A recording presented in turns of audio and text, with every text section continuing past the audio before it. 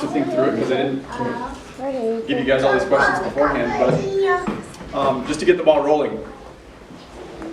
What's one of the, not the, but one of what you would say is probably one of the earlier memories that you have of just being at home, whether it's with grandma, grandpa, anything. What memory what's an early memory that you have of being on the farm? It doesn't have to be profound either. Start at the end. I don't know that it's necessarily about being on the farm other than it's growing up. I remember Mom and Dad loving to have people over to the house, including Bible study groups that they were with that sometimes went to our house. Times when chores would be done, we'd come in and they'd say, let's call so-and-so and see if they want to come over and play rook or whatever. That's a really good memory. Yeah. Yes, and we knew, and we loved it too. And we knew that it was after, if it was after 9 o'clock, it was too late to invite somebody over. If it was before 9 o'clock, we could still invite somebody over. So you could invite people over too? Well, I mean, as a family, Yeah. we could invite another family to come over if it was before 9 o'clock. And now I think of that like, at 9 o'clock, I'm done. So that was fun. We played hide and seek outside. When the weather was nice and we'd have all kinds of other families, other kids over, then we'd go outside and play hide and seek. I had my appendix out when I was like a year and a half, and I remember being in the hospital. And I remember I got some kind of blocks or something. I always thought they were, that I lost them underneath the refrigerator, so I can remember. So that had to be when I was pretty young. I don't remember much from being young. Strangely enough, I was 10 years old when Dad quit working and doing chores. And I have no memory of being in the barn with my dad. I'm sure I was. I just don't have a memory. I do remember asking him once when, I don't know how old I was. I wasn't very old, but the guy that brought gas and filled the gas barrels was there. And I asked him if I could drive the bee up to the gas barrel. I'd never driven it before. And I kind of remember thinking, I think he's so deep in conversation, he'll just say yes and let me do it. Because he was talking to the guy, and he did let me do it. And that was really the first time I heard the tractor by myself. You must have really watched careful. You know how to do it. Yeah, of course I knew how to do it. I remember a particular time, my dad had a thing he had to go to, and another person anyway. He gave me the opportunity to go with him, and so he and I could just talk together. And that would have been, it was a long drive both ways, so it would have been a lot of time to do that. And did that other times too, but that time in particular, I got the opportunity to enjoy that with him, and I think of that a lot.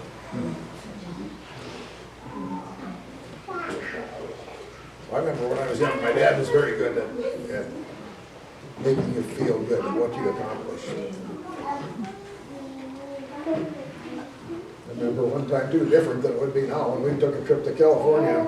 I was 3 with my grandma and grandpa and mom and dad. It was just the 5 of us. And I was in the car and I was sleeping, I guess, and I woke up. There was nobody there. We were parked outside of a restaurant. They'd gone in to eat, and it seemed like an hour and a half I was there, and I wasn't drunk. And I thought they'd never come out, but wouldn't get to do that anymore, probably.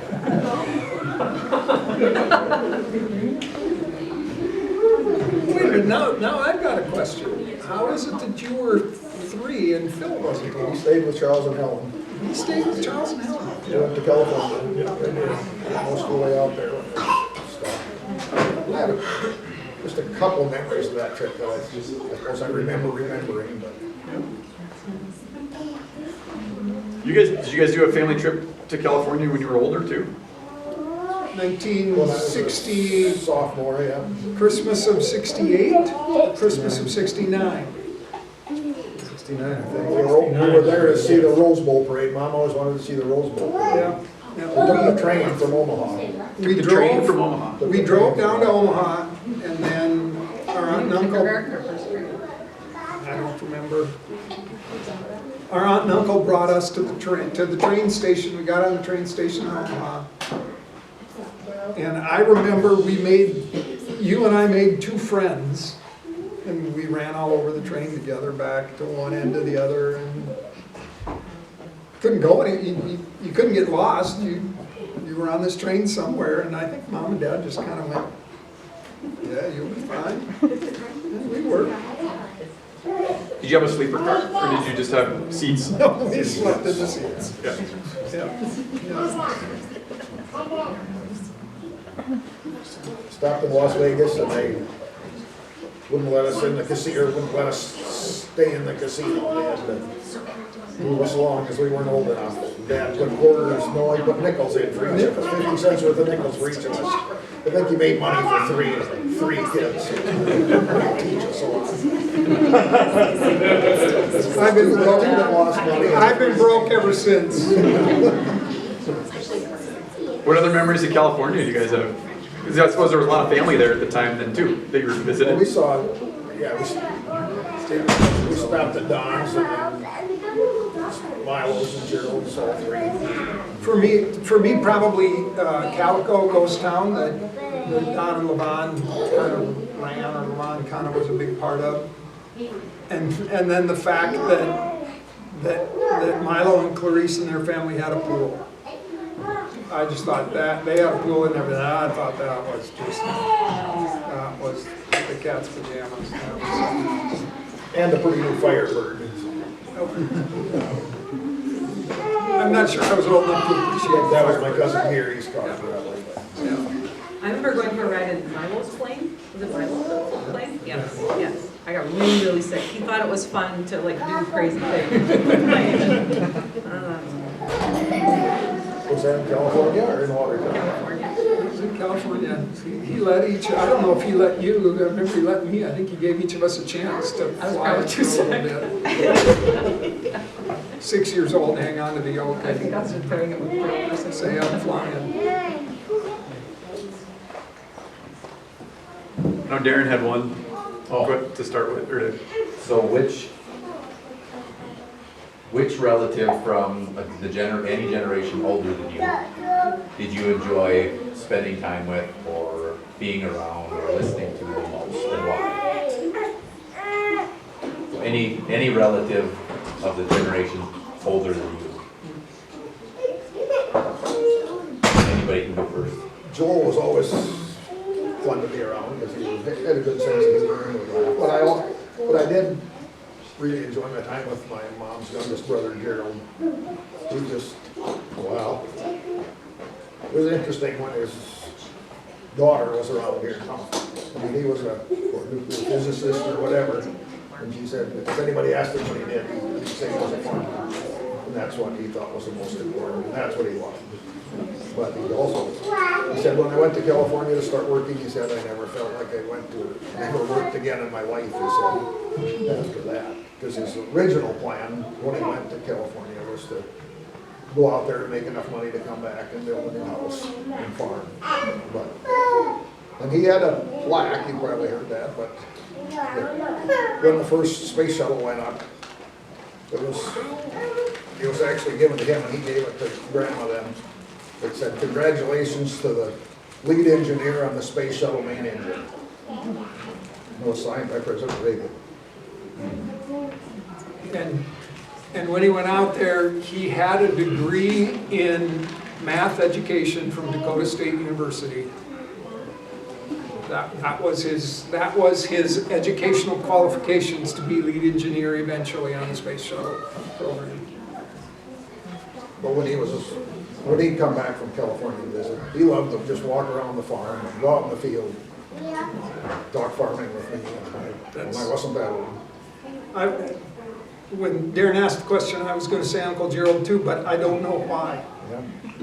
I can't pinpoint why, but any chance to sit and talk with Uncle Gerald was He was cozy. my favorites. By way of reference, Joel, that he mentioned, is Grandpa Ivan's older brother. Yeah.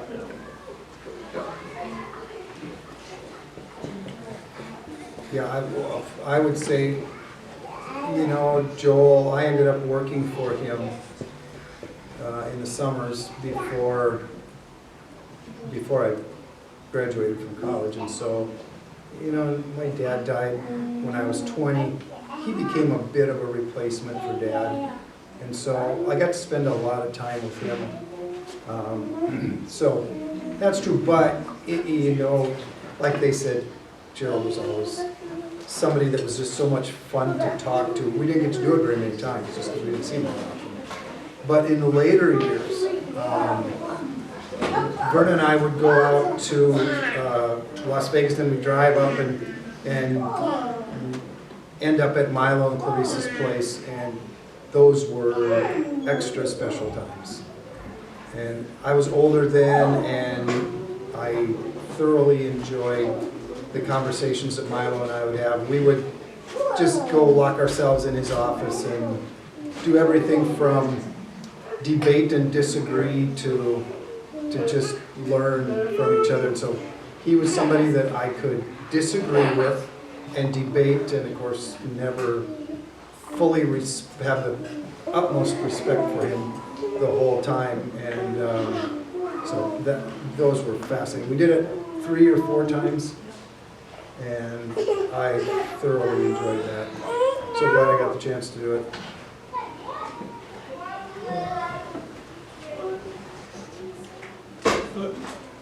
A lot of those adults that were quite a ways away were a real interesting person to be with, and to have explain things and this and that, and most of those kind of things were excellent, and a lot of interesting things we learned.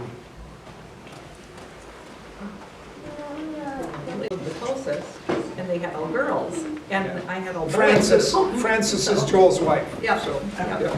So, and she just had a whole different way of doing things than our mom did. They were very different personalities. So I didn't have a really close relationship with her, but I spent more time with her. But it would be a toss-up for aunts. It would be a toss-up between Julia and Pearl, because they're just such gentle, kind, loving.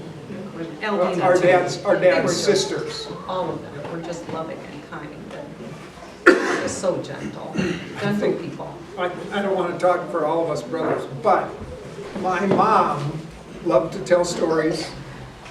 And so our uncles, she was younger than most of our uncles, her brothers, and our uncles were, they were a little bit heroic, maybe even a little bit superhero, because they did stuff. Mom would tell stories. Our mom would tell stories about her brothers doing stuff, some of it utterly stupid, and some of it wonderfully creative, and all of it very entertaining. So kind of all of our uncles on my mom's side were just this much below celebrity status, at least in my eyes, because I knew all the stories. So I can tell one story that was really a fun experience, and it didn't happen that long ago. So after Don and Pat bought their place on Lake Hendricks, they were also looking at a place on the other side of the lake. I don't know what did Andy Anderson own it, I think, but anyway, they were looking at that, and they were gonna make a hunting preserve kind of thing out of it. So Don Stormo had this Eagle, 4-wheel drive, AMC outfit, and he and Charles and either Milo or Gerald, I'm not sure which one, was it Milo? So, and I got to be in the car with those guys. And so they were, Uncle Don was talking about them going together and buying this. And they were driving through the pasture, through the fields, talking about all the things that they were gonna do if they bought it. Most of it involved dynamite. They were gonna blow up trenches and get water in and make a lake back here and a duck pond and bring excavators in and blow things. It was, I sat there and I thought, these guys are 15 years old. And this happened probably about 15 years ago. They're probably older than I am now. Well, Don's been dead for about 30 years, so. Yeah, it would have been in like the mid-90s. It was when you were, Mid-90s. okay. So, you know, they were still probably, It was 30, yeah, so they were about my age. maybe 32 as But well. it just seems like, I was just amazed that they were such kids at heart. They really were. They were doing things that, you know, if I'd been 35 years old at the time, it's like, no way would I come close to doing anything like that. Those guys were all in, ready to do it. Being the next generation, had a little bit of experience with Don too. And my quick favorite one is hunting with him. And Tony, I think you were in the front seat with him. And we were driving, and there was a doe that was running alongside the car. And On Don's on Don's side. He cranks down his window with the hand crank, and then he leaned back, he's in the driver's seat, I'm riding shotgun. That's a good language, that's a good word for it. He backs up and he says, looks at me and he says, can you get a shot? I'm like, no, Don, I'm not gonna take that. You weren't parked at the time. Oh, no. No, I didn't want to tell him how good that shot actually was. No, it was running in the road ditch and he was keeping up with it. Yeah, we were driving 30 miles an hour. The muzzle flash would have been about right here on Don. And you've all been deaf. Well, that's also why he's deaf, because he shot a gun right after he got his hearing aids. He was in a building and shot a gun. And it was so loud, according to him, he took him out. Said he was all done with that. Fun stories.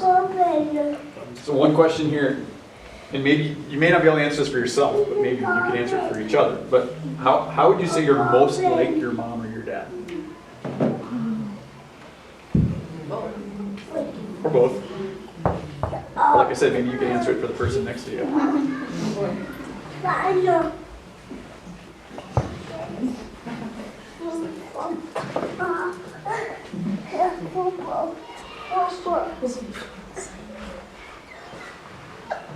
Yeah, I've thought about that before. I think I know where this question came from.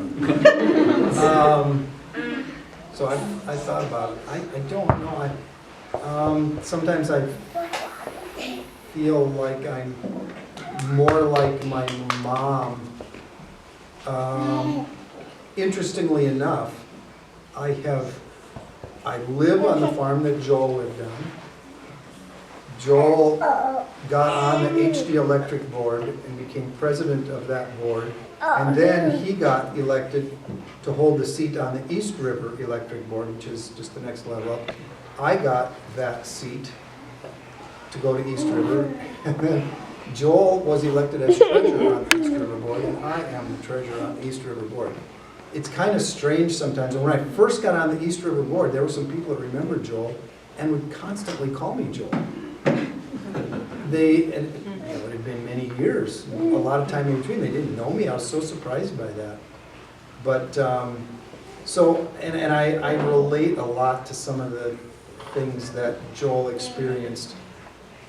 So I don't know, in personality, I don't know if I'm a lot like Dad. I would have to say, you guys can chime in on this.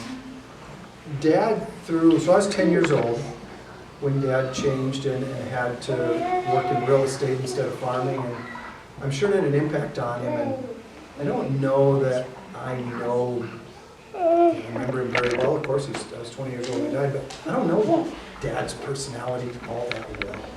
I don't know how I would be like or unlike him. So. Yeah, I would say the same thing. I don't know if I'm like my dad, because I was young enough when he became mostly a very devout but sick man, that I don't know what his personality was. As a healthy person, what his personality would have been. But I know I like doing a lot of the same things my mom liked to do. I like to be a mom, I like to be a wife, I'm very content with those roles, and she was too. So I'm very like her in that way. I would say for you, when it comes to keeping house, you're much more like our dad. Because you're not like mom. You're not like mom. I love words. Mommy, can like I have my some mom did. marshmallows? My mom was fascinated by words, saying things in unique ways, using words for all that they can communicate, and I'm a word geek, so that I'm like my mom. Mom and Dad always did the jumble. Yeah, Yeah, loved she it. loved the jungle. Yeah, Dad was that way too, but Mom maybe even more so. Mom was a writer. She, words were her solace. I have a hard time trying to decide if I think one of them was better than the other one, because I spent an awful lot of time with both of them, but I did have the opportunity a few times to when my dad had to go somewhere,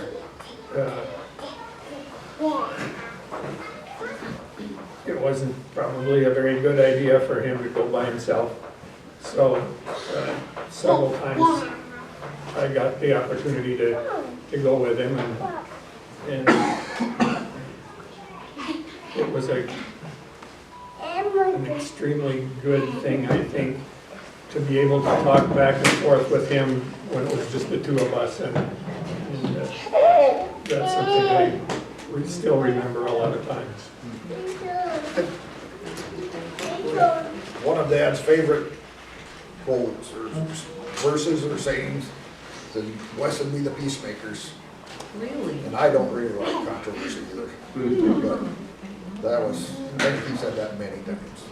Grandma, I do. say You guys can Daddy. fact check me on this, but I remember it was pretty common for my dad, even after he wasn't farming anymore, but I have enough memory of before when he was still farming to remember this. It wasn't unusual for him to get done with all the chores, come in, have supper, sit around for a while, maybe play a game, maybe do some stuff.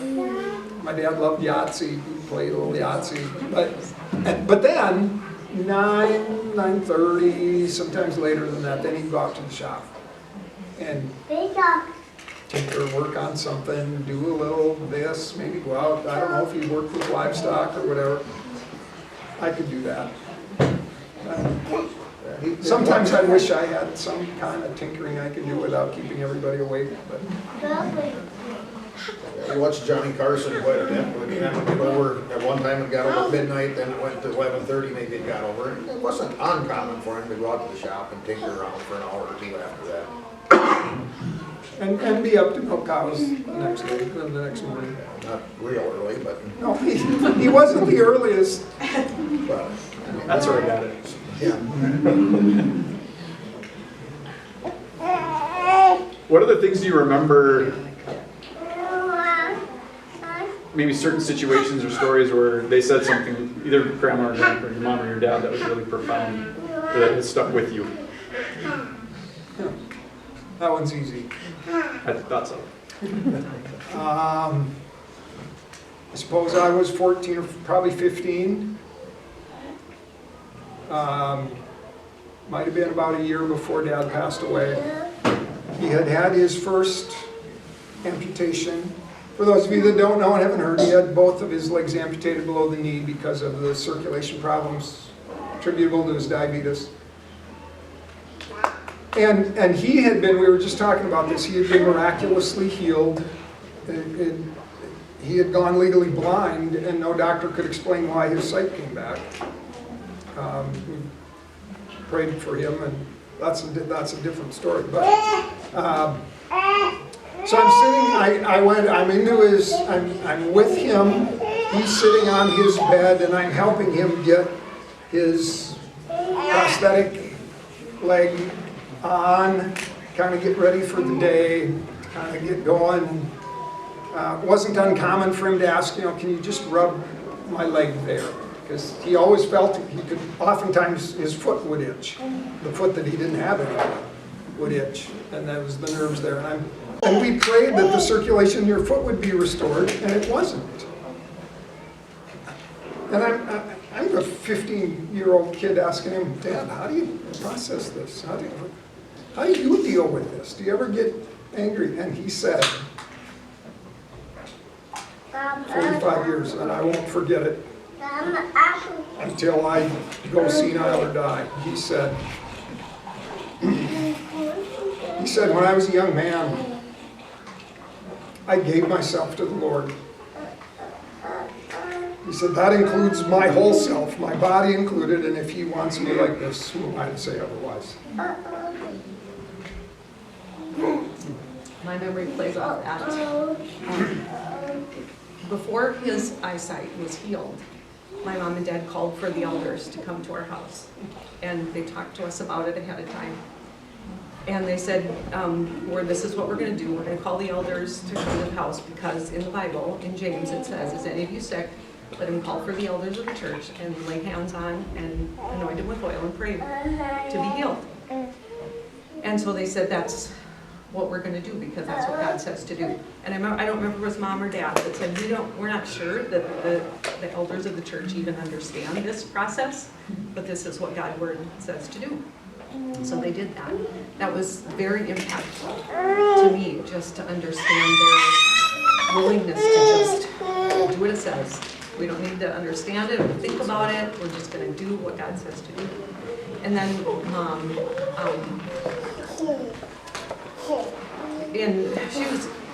she was a teacher. She was teaching all the time. And when we were working around the house, she was teaching me stuff. And sometimes I was a willing student, and sometimes I probably was kind of a stinker of a student. But anyway, she was teaching anyway, and I'm so thankful because as I grew, all of it came back. Even the stuff that I probably tried to act like I wasn't listening. I was listening, and I just didn't want her to know I was listening. But a couple of the things she taught me is your family is your mission field. It's the best mission field you'll ever have. And as I had kids, that just came back to me over and over because it feels kind of pointless when you're raising kids, but it's not. It's a very important mission field. And it reminded me when it didn't feel important, it reminded me, yep, this is the most important thing I can be doing today. So that was a huge thing. And another thing she said was, because I think she struggled with that. She was a teacher before she was a mom. And so I think there was a part of her that really missed teaching. And she did teach again. And she taught classes at SDSU, and she did a lot of tutoring and some teaching, actually, as we got older in school. Yeah. But I remember saying, you have your kids for such a short time. You can do, you can get them off to school and you can pursue your dreams, but don't forsake those years. And I'm so glad because I had the opportunity. They asked me to go back to my job after Anna was born, or Anna, I don't know. After Anna was born, and they wanted me to come back, and I really battled it, but I remembered what my mom said, and I'm so thankful I didn't. Good job, Mom. So teach your kids, even if they act like they're not listening. It's okay. Well, that's the point. I thought, I would bet the things that made the biggest impression on me were probably the hundreds of things that they said that I don't remember over the years.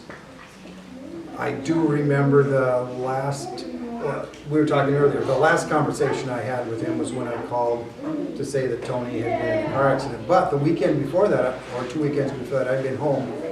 So he died in May of 1980. I graduated from Bible college in May of 1980, or June maybe. So I'd been home, and I really didn't know what I should do, because I thought about maybe going on to more school or maybe going to seminary. And then I knew there was the opportunity. I'd been working for Joel for some summers, and I knew he was getting close to retiring, and there might be some land to rent there, and I kind of really wanted to farm. So I really didn't know what to do, and I remember talking to him about it.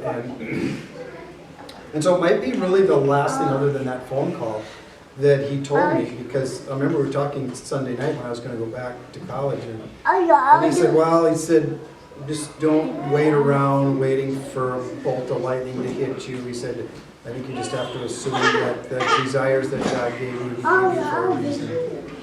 And so it was more or less, you know, just assume that if you prayed for him to give you the desires that he wants you to have, then you need to kind of go with that. And so that was, and I kind of did. I just decided I was going to take the opportunity to farm. I didn't know if I could sit in an office, or it was really hard to sit in a classroom in the spring, especially. That just got really ugly.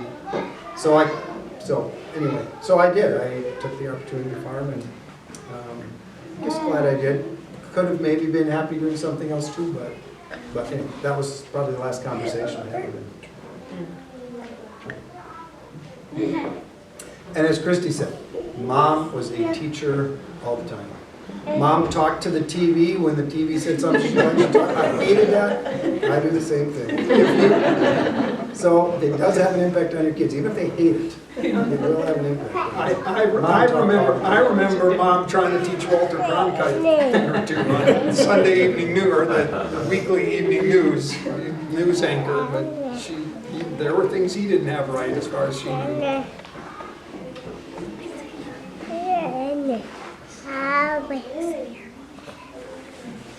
We've kind of done some of this already, but any other, how did your dad's illness affect you? Kind of talked about it already, but anything else? Gave me opportunity that, you know, there were people that, I think there were people that almost felt sorry for me for all the responsibility I had to take, and I was just thankful for the opportunity. So, explain what you mean by that, like the specific. Christmas time, when I was a junior in high school, Dad had to quit doing any physical work or field work or anything. The doctor told him not to anymore. So I had to run the farm. I got to run the farm. And that's all I wanted to do. The time frame there all ties together with some other stories.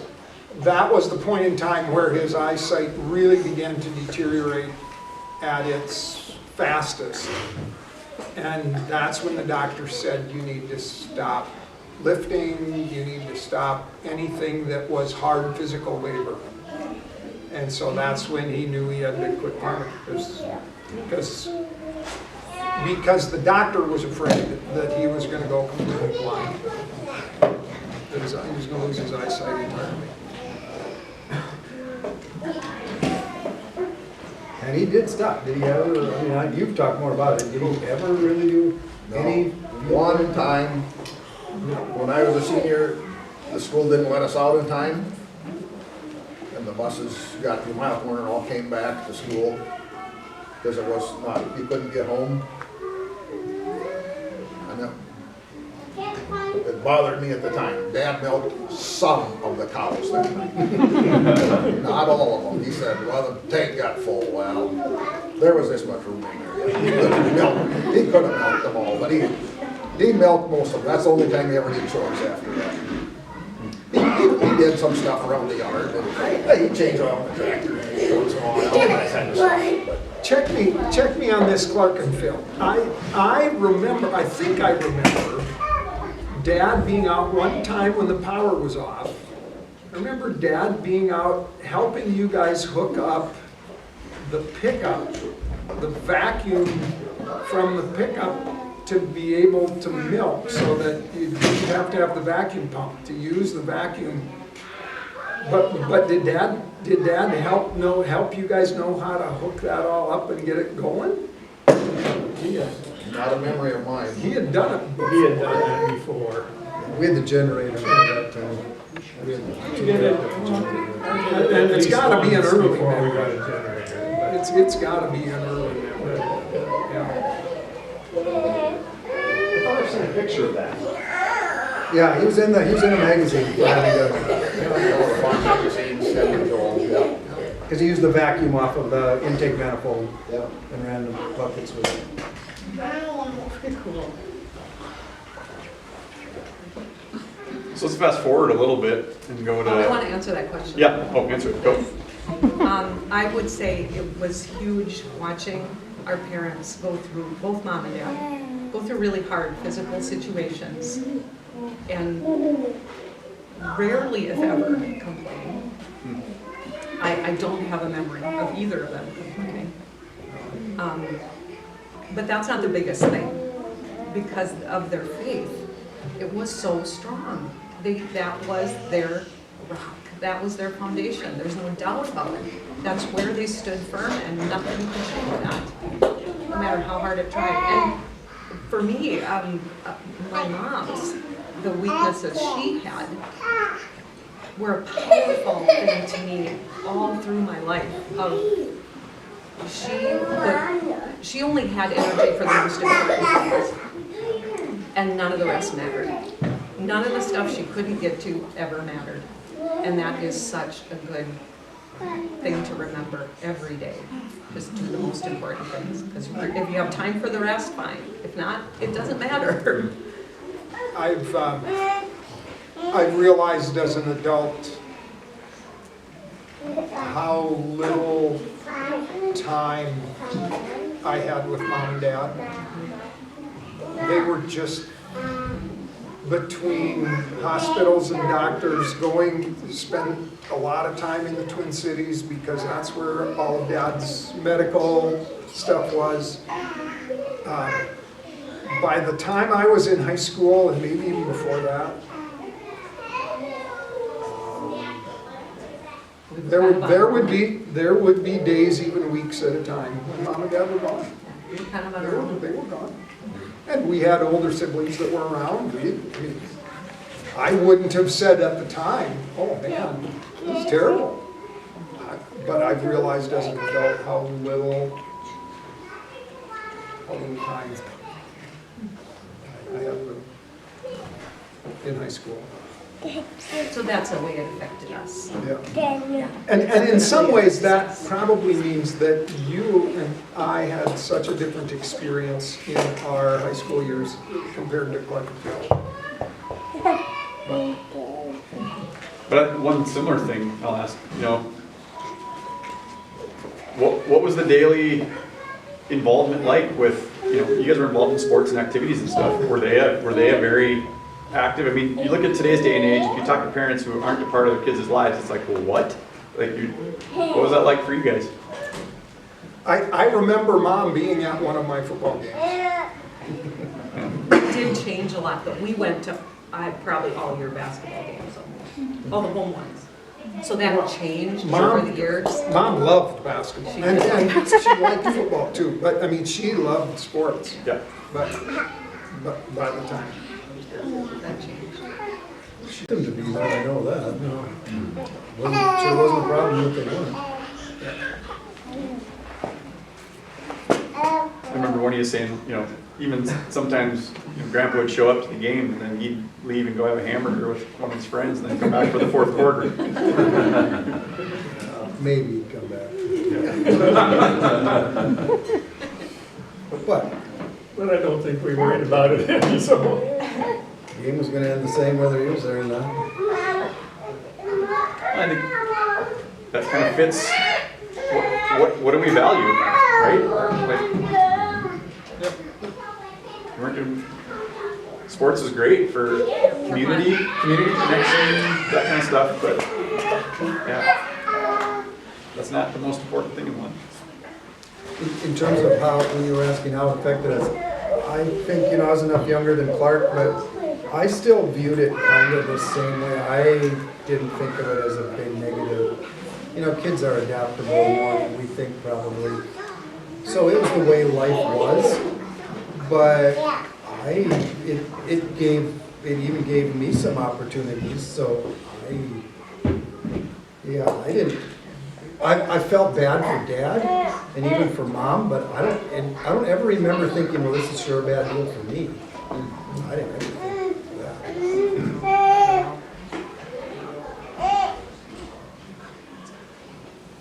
So there are a few years in there, so after your dad passes away, there's a few years where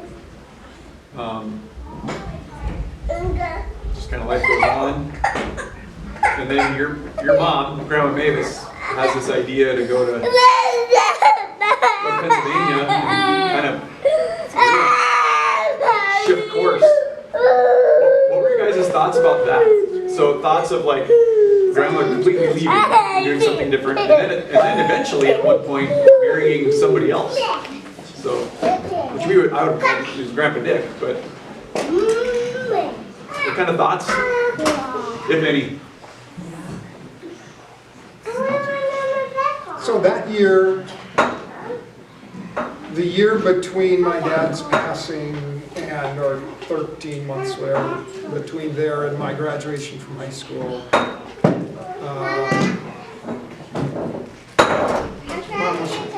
I felt like my mom was kind of lost. She'd been a caregiver for a decade. That had been her primary deal. And I was getting old enough, she didn't, she just lost people to give care to. Her dad. So our dad passed away. And then later that summer, just a few months later, our grandpa passed away, her dad. So she lost her husband, her father, and her youngest child graduated from high school in about a 14-month period of time. And 2 sons got married. And two of her sons got married. I knew she was lost and needed purpose. So when she left to go to Washington, D.C., I didn't like it in some ways, but I knew she needed something. She needed a calling. She needed somebody to need her. And she found it in that ministry. So we share the context of that too. Go ahead. The one thing Mom missed was most of the majority of the good friends they had as couples. And when Dad died, not intentional, but most of the people just didn't include her anymore. Sure. There was one special friend that did. I know how much she appreciated that. Verna Singlestead. Yep. No, I was kind of proud of her, honestly. Proud of her for just knowing what she needed and knowing what she could do, knowing what she was supposed to do next and being willing to do that and make such a huge change in her life. Kind of walk into the unknown. So here again, this fits what we were talking about before. In today's day and age, this maybe doesn't make sense. Does anybody here remember when she left for DC for the training to go to Pennsylvania? I do. I think it was late summer. It was. I do remember. After you graduated, right? It was after I graduated, but I do remember packing up to go off to Bible college. I don't think Mom was there the day I packed my car, and then I drove off. No. I don't know that my mom, in the 2 years I was there, I don't know that she ever showed up anywhere near campus. She just, I didn't, she had this incredible trust that somehow God was gonna keep me alive and I'd be fine. And she was right. I just got engaged. I didn't even know she was gone. We were already married when she You had left. just gotten married. Yeah, You we're were not, married by then. We were delirious in love. she wasn't thinking straight. Yeah, Brent was like 3-4 months old. and she was- When she got married. You know, when she left. When she left Astoria. Brent was born in 82. So she left. I think it was it was sure good for her. Yeah, I think it was, for her purpose. So how about when she wanted to get, when she came home and said she wanted to get married again? Because she didn't even really know if she wanted to do that. When I knew that, Dick wasn't in good health, I just remember asking her, "Are you sure you want to go through that again?" Was my only comment to her. It wasn't my deal, but yeah, I sure kind of wondered. Typical mom, she said, I think I'm called to do this. Okay. Wouldn't she say that was the only time that she had an audible experience with God? She told me that. Yeah. One of the times. Felt like God said, this is what I want you to do. She remembers, she said she came home and wanted to talk to the family about it, at least if I remember this correctly. You can correct me if I'm wrong, but when he first, I mean, the context is he was a friend or a brother He was on the board. He was on the board for the mission. Okay. So she worked at a mission in Glen Rock, Pennsylvania. It's called New Life for Children, where taught kids whose parents. Taught kids whose moms were in detox, were in treatment center for alcohol and drug abuse. Yeah. And she's how old at this point? 46, 7, whatever. No, she's a little over 50. She's 50. That was in 1982. 51 or 52. Yeah. She told me, she said, when he first asked her, she didn't say anything. I mean, she didn't say yes or no. She said, She told me she laughed at him. yeah. But she didn't say no either. She said she'd come home and she wanted to talk about it. And from what I remember her saying, she said, I was going to go back to Washington, D.C. and tell him no. And she said, I was walking out the door, and she says, the one time that I heard the audible voice of God that said, Mavis, I'm not giving you a choice here. He needs somebody. You need to take care of it. And she said, okay. So she went. And I think what's really interesting about that is he spent a lifetime out there. So he was a Washington, D.C. nightclub accordion player. And she tells a story of when they eventually came back and spent some time on the farm. Lived on the farm. And the first morning they woke up, he said, I hear the birds. He said, I've never heard the birds before in the morning. And he said it was, was it 2 years? But he said it was some of the most wonderful years of his life. And I find it interesting, and maybe it's not that interesting, that he's buried in Astoria. After spending a whole lifetime in Washington, D.C. And his first wife is buried there, out east. Yeah. Wasn't he on the board for that school?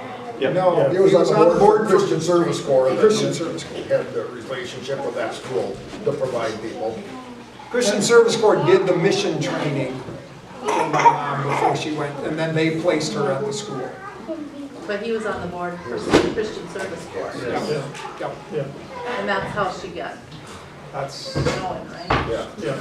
she got to know him when she was doing the training for the mission. Yeah.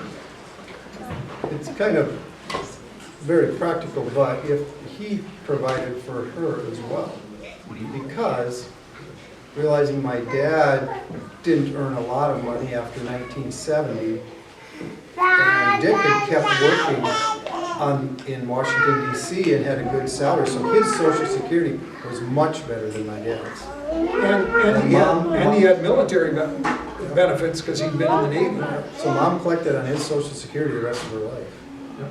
And big deal financially for her. Grandma had, I remember too, just, if I remember right, there were a few different ladies I think she taught with that came back and came and visited. Yeah, yeah.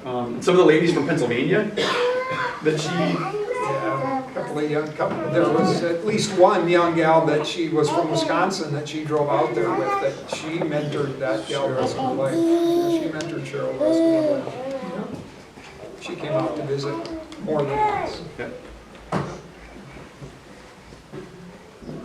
Always a teacher. So she got married in Yorkville, was it? I don't know, we drove out there for it. Sorry, but I don't Phil remember. was the I only think it was one in of us. Hyattsville, but I'm not sure if that's the suburb that. We drove, 6 of us adults and Anna. You went in the back of your van. Yeah, and Anna. Brent was a baby. Brent and Jason. Anna Yeah. and I did. Oh, I thought Brent went. No, we dropped Brent and Jason off at my folks, and then we picked up Chris and Hannah by Chicago. And what an adventure. That was fun. So you kind of had that rigged up van that was kind of, Is that the blue band? No seatbelts, Yeah. right? no seatbelts. Got it, don't we? No seats, really. Yeah. It was Type right in of the corner. bench around the back. Bench, yeah. It was a quick trip, we had plenty of drivers, but it was a quick trip. It was in Harvest time. I don't know if I wanted to. I don't know, 84? That would have been When she got married. Yeah. 85. 84, I Well, think. Anna was just a They, baby. She was like 9 months. yeah, Was they it in the- they were was it in the living, they fall? had moved back to South Yeah, it was Dakota by like, it was during Christmas. harvest. By Christmas of '84, they had moved back to South Dakota. I was born in July, so I was probably only a couple months. I don't understand that. And so if anybody was tired, they would just stretch out on the floor and sleep. Or in the back, you could put a board across the back and stretch out. And we had a little table, we could play games. Go straight through that. Well, to tell you about this van, on the way back, we got stopped at Superior, no, not Superior. Hudson. Ohio, I think, somewhere. Yeah, right on the border, and cop comes up and Bert opens the window and he's like, we're looking for somebody, I just gotta check your vehicle. So he walks around the front, shines a flashlight in the windshield. He must have been looking for a certain decal or number or something. And comes back and says, no, you're not it. And let us go. We were busy now. That was about midnight or a little after, I think, probably at that time.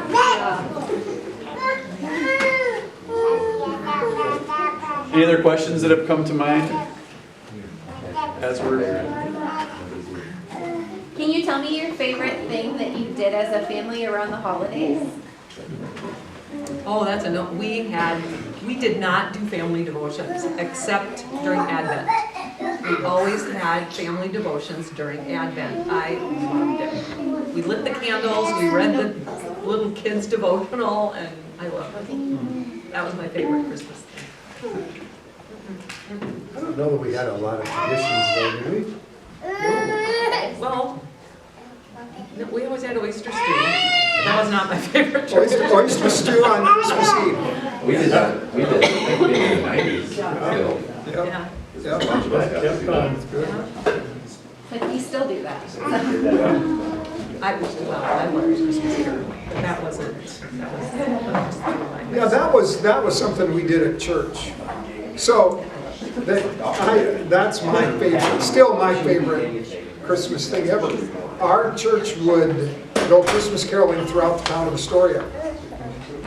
And so we'd show up sometimes as early as 5:30, 6 o'clock. And we'd divide up into groups and we'd go to every house in Astoria and sing 2 or 3, or depending on how cold it was, Christmas carols out in front. So every house in town got Christmas carols. About 2/3 of the houses, the doors would be open. So we'd come step inside the entry, sing 3 Christmas carols or whatever. People would leave cookies and hot chocolate. And you'd come in and sing carols, and then they'd come in. Then when you were leaving, you'd hear them yell from the bedroom upstairs, "Thanks, Merry Christmas!" And it was just, everybody in the store you knew that was Christmas Day. And so to be a part of that year after year after year was, Yeah, I think that was 5:30 or 6 o'clock. And I remember milking cows before that and having to be done with chores before that. Probably only happened twice maybe, but maybe once. It was pretty early that morning. and then we'd have breakfast at the church and come home for a half an hour and then go back for Christmas morning church service. And those were the most miserable church services. Yeah. Because you were really cold, then you get warm and drink hot chocolate and then sit in church. So how can I stay awake?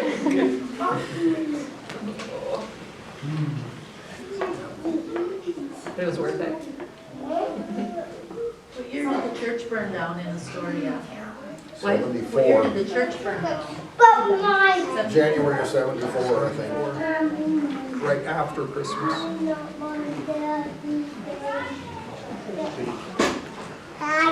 Yeah, were all of our Bibles in the church? Mine was. Burned down? Our Yeah, we're bad. three were. I've still got a Bible that's all charred on the back ribbon. We were not the most devout Bible students. Like, we'd leave our Bibles on the shelf at church and then Well, come back not and get them the next- intentionally. We just forgot them there. Yeah, too easy. But we had our Bible every Sunday. And one cover was burned black after that. So I have a question. It sounds a little bit like your parents, grandma and grandpa were kind of in survival mode. Like just doing the things that needed to be done. But you didn't hear a lot of complaining. So I'm curious what their conversations, the climate of their conversations were like. Was there any like excitement or like romance or did you get A little bit. other than just A little bit. I remember one time we were sitting in a gas station and my dad went in to get gas and he came out of the gas station. I remember my mom saying, "Isn't he just the most handsome man you've ever seen?" It's like, well, I don't know, it's my dad. So yeah, there was romance there. So I said before, Mom was a storyteller, and that's true. Dad loved any joke or anecdote that came across. I still remember jokes that he told. I've ruined my kid's life with jokes that my dad told. I remember that was one of my dad's favorite. And he had kind of dad humor. He loved stuff that was just kind of quirky and yeah. That's the first thing you There- used when I tell you. Despite all of what you've heard us say about illness, there was a lot of laughter in the house. There just was. He liked to make us laugh. He loved, yeah. Every time Dad laughed, his eyes just squinted up into Lily. Just his eyes squinted up and he just laughed. So Coco and I knew for over a year. That was my first introduction to him. He told me a joke.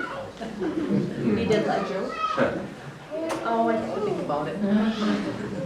But, yeah, he did. He had a good. So do you think, or a lot of the jokes that Grandma said later, probably ones that he said? Some of them were. About getting a kid to quit growing, you feed him through the bunghole, and then when he gets so old, you plug up the No, that was Grandma. Oh, okay.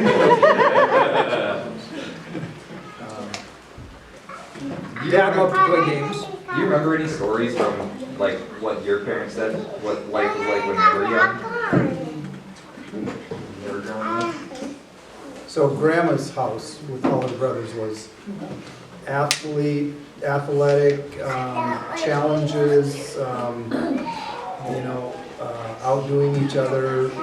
I think that was a big deal in her house growing up. Yeah, she told stories all the time, but most of them were stories about her brothers. Brothers who decided that the ducks and the chickens that were tame on the farm, the reason they couldn't fly and all the wild ones could is because the ducks didn't get a good head start. So one of them climbed up on the eave of the barn, and the next one climbed up on the hip of the barn, and the next one climbed up on the top of the barn, and they passed the duck up to the top of the barn and tossed them off, thinking that now they'll be able to fly, and of course, that didn't work. But those were Who did that? uncles. Oh, Stormwall. All the Stormwall uncles. Yeah, and that's, so my mom told stories all the time, but most of them were stories about her brothers. The same 15-year-olds that were talking about blowing up stuff on Lake Hendricks. You know, they were just. And my dad's family was probably a little bit the opposite, because that was not competitive at all. Nope. It probably goes back to the, I actually would love to know if Dad told you guys, you spent more time with Dad? If he told stories about his childhood? Because I don't know if I know one story from his childhood. How old was he when his dad died?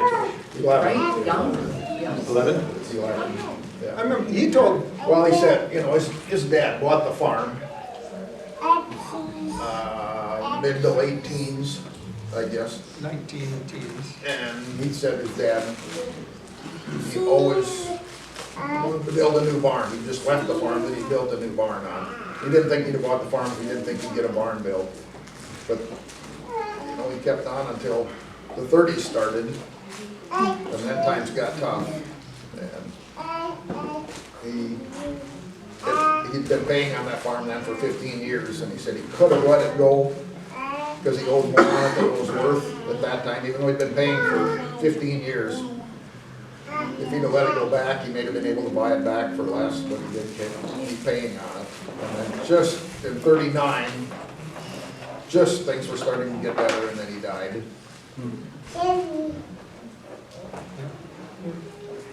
That was right after Dad got found out he had diabetes, type 1 diabetes. Yeah.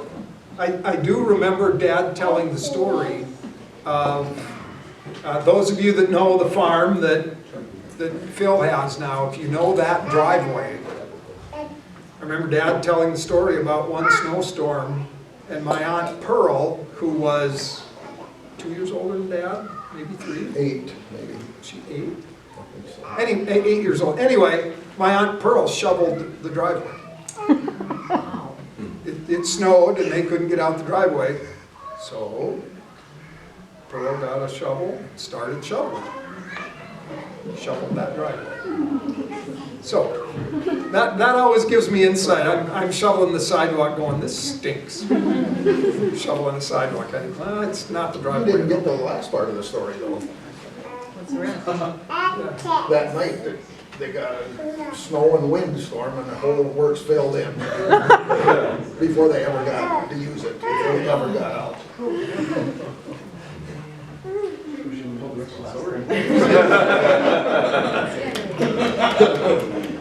I remember one story Dad said he told the doctor in Hendricks, and he said the doctor was always giving him a hard time about farmers and just running him down, and just thought he was always not very good. Finally, one time Dad said, I went in there and I told him, well, he said, yeah, he said, anybody, he said, I think, you know, you can be a little more tactful too, he said. Well, he said, how was that? Well, he said, I heard that there was somebody in here one day that, and they had some kind of bad disease, you had to, we're gonna have to operate. And he said, the person was pretty concerned, and was asking him questions, and finally he told him, he said, well, he said, if you're worried about whether you're gonna live or not, he said, yeah, he said, you'll live through it, he said, that won't be a problem. And we said, how do you know that? Well, he said, you told him, he said, 1 out of 10 people could have that operation live. And I've lost the last 5. He said he never gave him a hard time after that.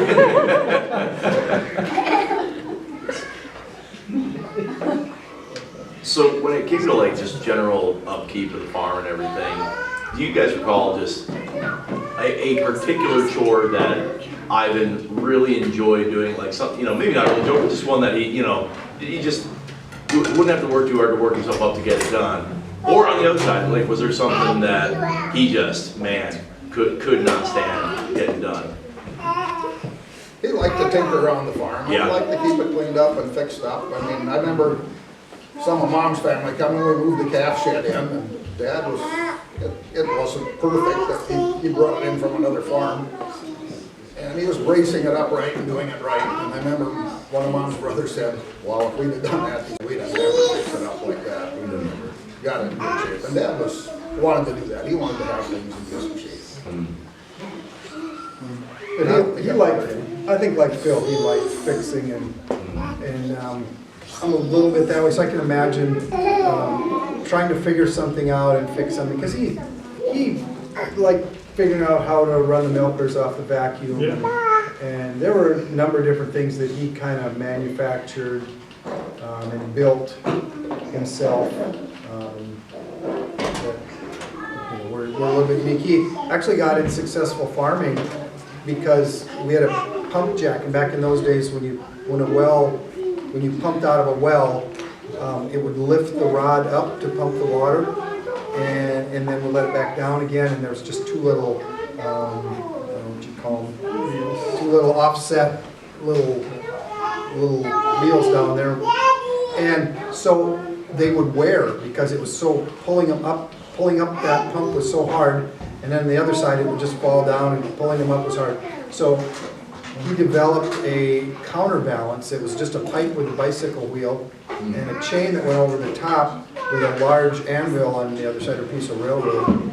So it aided in pulling it up. And of course it pulled down a little harder, but it equaled that whole thing. It equaled that, and he actually was in Successful Farming Magazine. back page Magazine. with that. So he liked doing that kind of stuff. So maybe can you guys talk about like what chores looked like for you then? Like those were the things he liked to do, but what was like the daily chore? Who did what role? Did you all do the same? Did you all, like, what did that look like? I did whatever Clark and Bill didn't like to do. Until I got old enough to do it, and then he told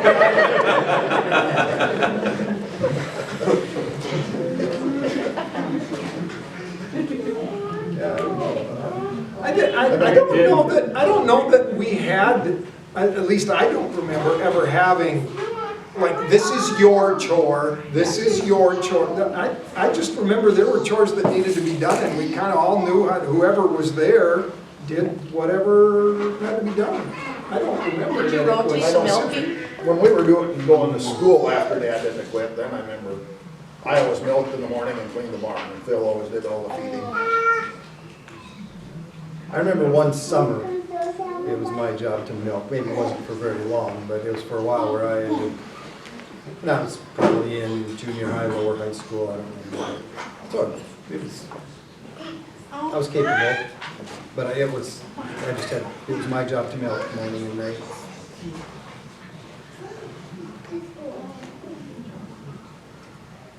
Do you remember anything about when I was in 3rd grade, I had to write an essay, and it was something about trying to persuade Santa to stop smoking his pipe.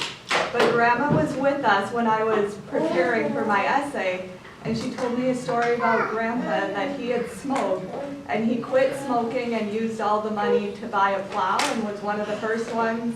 And I put that in my essay and got 1st place in my class. Do you know more? Grandpa Stormo? That's what Grandpa Ivan. Oh. All the money that he would have spent, he realized he was spending more on cigarettes than he was putting in the offering. Yeah. And that's the switch. And used that. He started smoking one fall when he was working with the threshing crew, and all the older guys on the threshing crew smoked. Yeah. And he said he just was dumb enough to fall for that trap. How old had you been when that happened? How old had you been then when you started smoking? It was before he was married. Okay. Early. That's what I was wondering before after they got married. No, late teens, early 20s. Yeah. My mom said, my dad was 26 when he got married. I don't know Mom less than a year. And Mom said she'd have never married him if he'd have smoked, if he'd have been a smoker. So he was already done by the time they got married. He didn't smoke for very long, but Got it. he realized how much those guys had spent over, he did the math. Yeah, I didn't know about that, buying a plot. I got first place on my essay because of that, like, history, that family That's story. cool. I You put might in be my the only essay. one that knows that. That's good. Thanks Yeah. for sharing that. How were you guys disciplined as kids and who got disciplined the most? Ooh, Say that again? that's a juicy. Ask that question again. How did they discipline you guys as kids and who got disciplined the most? I remember getting spanked, so they definitely did that. Bare hand or what was it? At least, for sure, bare hand. I don't remember, breaking off a twig or any of that kind of stuff. And I remember getting spanked, but there was no like, okay, barrier rear end or anything like that. It was a swat on the backside over, in one case over his knee, but I just remember getting spanked once. I remember getting threatened many, many times that if that doesn't stop, you're gonna get a spanking. And the threat was enough because I knew they would do it. I got spanked once by mom, I remember, when I was too old to get spanked. So you said, I think mom would have different. I would have said, yeah, not too old. What did you do to get spanked? What's that? What did you do? I have no idea. I do remember, it wasn't a game for my dad, it wasn't an act. I remember times when he was just completely disappointed in me. That was more difficult. He was just plain disappointed. And there was a part of it that made me think, I think my dad thinks he failed because I was so dumb I did this stupid thing. That was probably more effective than the threat of a spanking. Although there were times the threat of a spanking was kind of what was needed, but I remember one time coming home considerably later than I should have, I guess probably, but came in the door and he was sitting in the other room and came in and he looked up at me and looked at what time it was, and I don't remember if he said anything at all. He might have, but it wasn't much. But mostly he just, and you could tell it wasn't good. But, and then I went up to bed, and most of the evening I thought, I wish he'd have done something to make me feel bad rather than him feel bad. It worked pretty well. You always told me that he said, he said, kind of late, isn't it? I'm pretty sure it was something like that. Just something like that, yeah. But he was always up when we got home, but it was just because he stayed up that late. There wasn't any waited up for us. I tested that more than I should have, and he was never asleep when I got home. But there were times I'd have rather he yelled at me.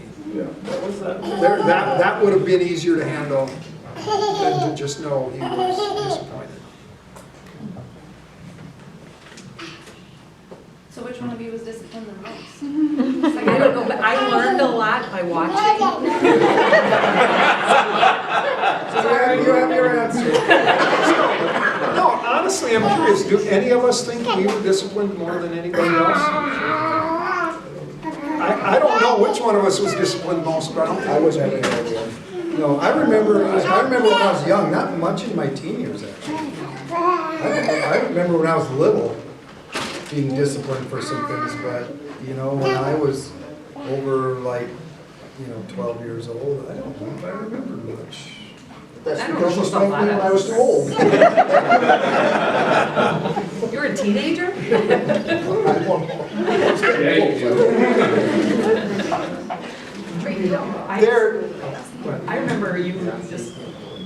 being afraid to argue a little with mom. No. And I learned not, I don't want to do that. Yeah, I'm glad I did that. And I don't even know the discipline, it wasn't ever harsh. It wasn't that harsh thing. No, I don't remember being harsh. I You know, got spanked once. Mom and Dad, I mean, I'm sure we've all noticed this. Mom and Dad grew up in very different houses. We talked about in that, yeah, in Dad's house, they avoided conflict, and I remember Joel, even when he was older, the family had some mineral rights up in Canada, and so Joel would have to divide out the money to his siblings, and he would be so worried that it might not get done exactly right.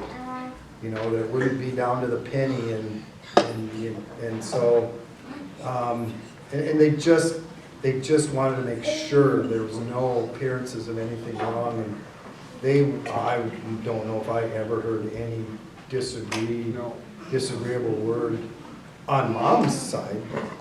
I don't remember anything difficult or inappropriate, but debate and discussion was highly encouraged.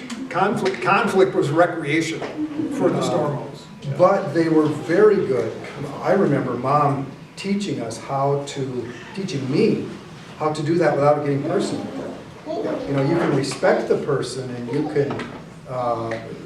don't have to demean the person, and you can still debate and argue a point. And so I think that's the way that family handled it. But they were certainly different, and sometimes I've wondered how Dad dealt with that difference sometimes, because it certainly had to have been different for him. Mom didn't shy away from that conflict like Dad's family did. In 2020 terms, every one of my mom's siblings would have been canceled on every social media platform. Just cancel culture would have ended their conversation, because they said what they thought. And sometimes they said what they weren't sure about, just to see if it was a good idea. A skill, by the way, that is being lost. Yep. Because it's being exemplified at pretty high levels where you criticize the person first. So, unnecessary. My kids have heard me say this. Mom said, how do you know which idea is the best if you don't explore all of them? How do you know which one stands the test? Maybe there's a better idea out there and you haven't listened to it. So even if you're right, you better listen to the other ideas, because that's the only way you test your own idea, is to listen to them all. Doesn't mean you have to agree with them all, but. Can you share the quote about listening like something and speaking like something? That didn't come from my mom, but it was very true to her attitude, which is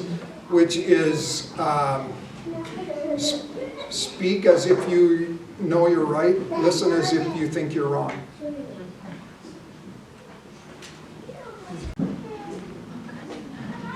I don't know if there's ever a good question to end with, but I think it fits really well. And obviously the encouragement, the hope here is that, the conversations are going to continue in the next couple of days. Well, we've got to end this eventually, and we can tell stories. We're products of our parents. We can tell stories all night. So, kind of along this vein, and you have cousins. You've seen your cousins' families grow up, both on the Stormo side and the Joel's girls and the others on the Rogness side. And I think even some of us, you get to know some of our second cousins, and you go, "Whoa, okay, there's some real different ideas out there, or some real different ways of thinking." What was the difference? What was the difference in your home compared to, maybe you can't pinpoint that, because I think we would say that both Grandpa and Grandma grew up in Christian homes. So what was the difference?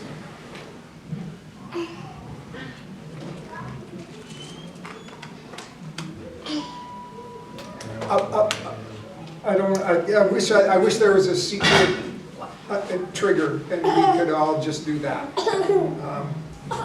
We could, our family, our home, There was a lot of debate in our home, actually, but there was no debating God's word. That was the final word. If God said something about it, then that was the opinion of our home. There were a lot of other things to debate about, but, and that's one thing. And they didn't just say it. They lived it. In fact, they lived it more than said it. Yeah. And I saw in both my parents an unwavering belief that they were sinners in desperate need of a Savior, and they had found it in Jesus Christ. An absolute commitment to the idea that they were forgiven, and an unwavering belief that without Christ they were just as absolutely lost as they were. And to hold both of those things and not waver on either one mattered. We're products of not only our family, but of our community. I mean, we had a good church growing up. I remember, I think one thing that's important, and I've seen differently maybe, at least for me, I saw an importance. I got a lot of spiritual growth in my high school years through the Bible study that we had, and that was important. I know there were times when I would take off on a Wednesday night in the summertime, and I know, Clark, you weren't real happy sometimes, because I'd go, and Mom and Dad were behind me. They were, they were never on Clark's side, like we got to finish bailing. And they were okay with me going.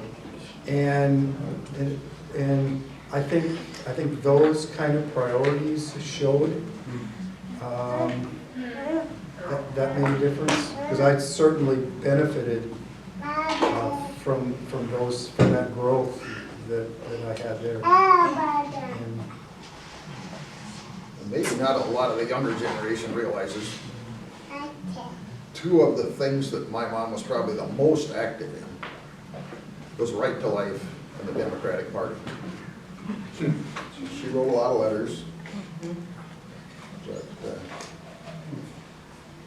especially now, it seems kind of hard to believe that you could even, that either one of them would let you be a part of it if you were part of the other one. Just what happened to those letters, and nobody must have read them. I remember one time her being pretty disappointed because it was a reply like she'd gotten back another time. It was pretty much the same thing. But she was pretty active in both. Do you think that part of it was that their faith was put to the test so much because of all of the health issues? It wasn't just that they had such a strong faith, but that it was really put to the test whether they were going to continue to choose it through so many trials. A steep level of surrender, yeah, that's rare. Yeah. Absolutely. I don't know, I would question that just a little bit. I think before they got sick, I think they were just the same before they did any troubles or anything, being sick. Well, you For could speak sure. more to that. It didn't change even as the sicknesses got worse. Yeah, no, it stayed the same, but it was just as strong before that. Had they not gotten sick, it probably would have been the same. Yeah. Well, I wanted to say, like, I can't speak to everybody, but I can speak to my dad and my family, and I see so much of that faith in my dad that you guys were talking about, that just surrender. And my dad's always been the strongest man in his faith that I've ever seen, and it's something I've always admired because I've seen that so much. So I just wanted to say that, like, I can't speak to everybody, but I can say that everything you're telling me is things that I see in my dad and in the rest of you that I think speaks volumes for. Were they intentional, or did they talk too much about marriage? Because that's another thing. Each of you very intentionally married someone that would share your faith and raise kids that way. I think that's happened in the next generation too, that that was the only picture of marriage I had. yeah. Really good picture of marriage. I don't think I'd have, They didn't have to say I don't think anything. I'd have they thought just anything modeled else. it. I don't think That I'd was what have, I wanted. I don't even think I'd have dreamt of it being any other way, just because I didn't.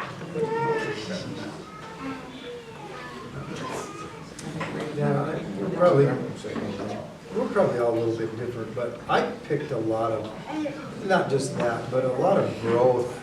I picked up, like at the Bible study that we had, and of course in Bible college, and I think that as parents, and most of you here are parents, you will not be able to teach your kids everything. First of all, sometimes you're at a little bit of a disadvantage because you're parents, but you can make sure that they get put in places where somebody else will fill that gap. And I was stubborn enough, I probably wouldn't have taken it as easily from my parents, but I had a lot of other places that I got it from. And I think you can't, and I see parents make that mistake a lot, where they don't make sure that their kids get those kind of opportunities apart from home and apart from themselves. Just make sure they get in places where they can be taught by others. I certainly was. They certainly allowed it and encouraged it. I don't know that they caused it, but again, we just happened to be in an area where a lot of that stuff was available, and I was able to take advantage of it. And they were proactive in connecting with other families that cared about the same kinds of things. So the kids that we were playing hide and seek with out in the front yard, we were out in the front yard playing hide and seek because mom and dad probably, either there was a rook game going on, or even more likely, they were having a Bible study with the parents of the friends that we were playing hide and seek with out in the yard.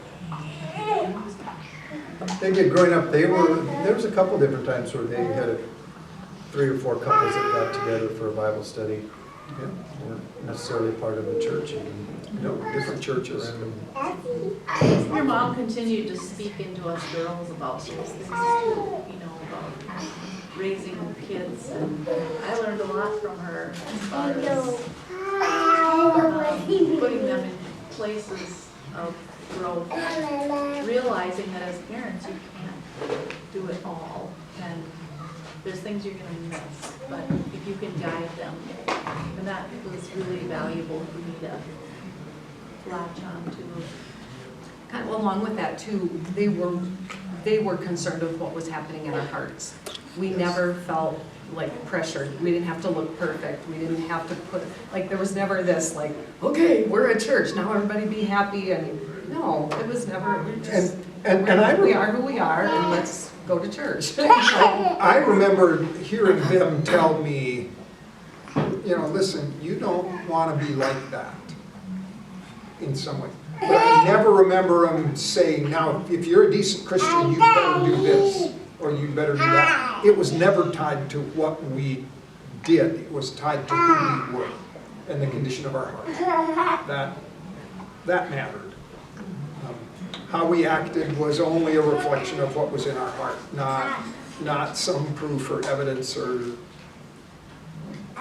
something we should strive to look good. My mom was never much on making sure everybody looked good.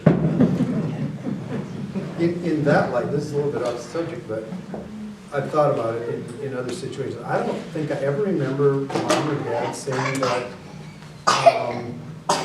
like for instance, you shouldn't smoke or you shouldn't drink because God doesn't like that, because Jesus won't like you if you did that. They didn't tie those together. They said don't do that because it's stupid. It's just plain stupid, and all kinds of things that would go along with that. And I think that's all right that they didn't tie that to whether God approves of you or not. And I see a lot of people do that. And they just, those kind of behaviors and some of those kinds of things you didn't do because they're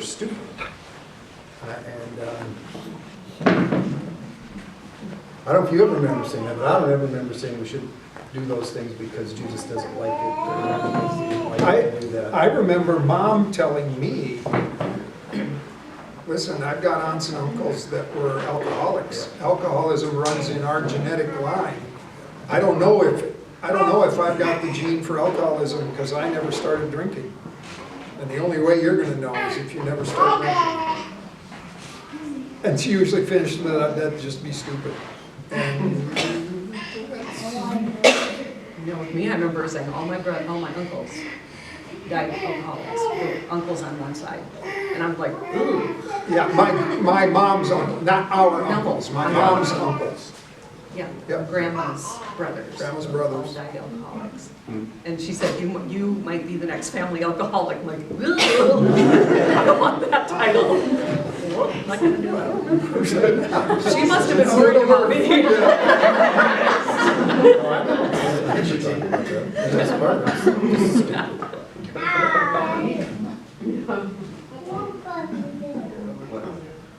She was definitely a teacher, all the way around. She was good at it. Everybody she came in contact. I think it's pretty amazing. I think part of the proof of putting people, you know, in the right place and or surrounding is Grandma's decision to start doing this. Yeah. It's 99 or 97 or 95. That's, I don't remember. Cindy, how old was it? It didn't start, here's one reality. It didn't start with, let's do this all the time. It started with Mom one time saying, you know, it would be fun for everybody to get together, and I think, was it the Twin Cities we went to? I think it was in the north part of the Twin Cities. Yeah, I remember. And we went and got 5 hotel rooms. 15 less than we have this weekend. We get 5 hotel rooms so that, you know, all the kids could have their Well, own. Clark and Kim, were you married? No, Joanna was a baby. Which we. Joanna was So probably 95? probably 95 that's the number, that's what I had. or It's 95. been odd, I think it's been Not odd a numbers. number at that point. So this is 30th year. Probably this is probably the 31st. Jason got What? it. I mean, 15. So what did you say, Leah? I think we could have 95. Oh. 94. We didn't, the first one was not on Thanksgiving weekend. I'm positive it was a spring, like February. No, no, the first one was in the winter, but not on, it was in the winter, not Thanksgiving. And then, So February 95. 95. 95, yeah. then 2 years, 95. it might have been February of 96. Because it wasn't, it was after Thanksgiving. And it No, was, because Clark and Kim weren't married. then. No, Joanna wasn't a year old yet. Yeah, I'd be 95. Joe and I were born in 94. it was the winter, but it wasn't Thanksgiving. So just to think that, you know, 30 years ago, and I think since that time, you know, one of the things that mattered was that family get together. And I don't know about you guys, but man, the older we get, you talk to people that were doing something like this, and they're like, for how long? Yep. And you guys all want to do it? And like everybody wants to be there? And it's like, yeah. And you just realize how rare it is, and how much of a blessing it is. And so, And like how much more you want to do it for like your kids. yeah. And for kids to know who their family is. I've been doing a project in my men's Christian decisions class where they do a family heritage project. And they have to, 9 different things that they have to do, but one of them is just do a family tree back to their great-grandparents. There's so many of them that don't know their great-grandparents. Like, so your dad doesn't know his grandparents? Nope. Or I got kids that, you know, they don't even know their dad. And so they're like, I can't do that part of my family tree. And but I think it's so important to know where we've been, so to do this too, you know, to know the history, because there are blessings to 1,000 generations, and the greatest blessing is Christ Himself. And That's why we do what we do. That's why we continue to do this and continue to pass it down. 'Cause if not, then what are we doing it for? So, let me close this out in a word of prayer, and then that'll be it for tonight. Father God, thank you so much for family heritage. Lord, that's a heritage that is grounded in your word and in truth. We're so thankful for the stories of the past that lays the trail, and Lord, many that even went long before that. Lord, give us the wisdom and discernment as we continue to raise our children, Lord, to continue to teach these truths. Lord, the unwavering truths that as the world changes and as things around us are different every day and every moment, Lord, we're thankful that your word remains firm and steadfast. Lord, may we be people of the word. May we be studiers of the word. May we know that truth, Lord, because our family is our greatest discipleship opportunity. And Lord, we know that other people are looking and watching too, as we have the opportunity to disciple so many others as well who are around us. Bless us the rest of this week. Pray for good night's rest tonight. Pray for continued health, and ask these things in Jesus' name. Amen. Before you all scatter.